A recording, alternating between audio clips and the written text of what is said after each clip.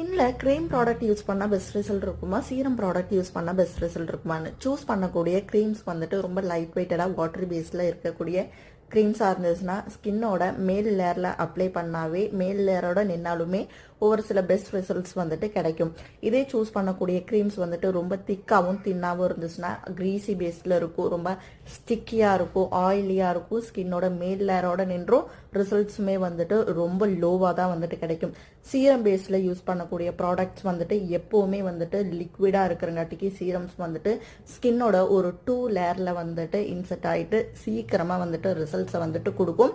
இது எந்த base serums வந்துட்டு யூஸ் பண்ணாலுமே என்ன ப்ராப்ளம்ஸ்க்கு ஸ்கின்க்கு யூஸ் பண்ணாலுமே குயிக்கான ரிசல்ட் வந்துட்டு சீரம் ப்ராடக்ட்ஸில் வந்துட்டு பார்க்க முடியும்.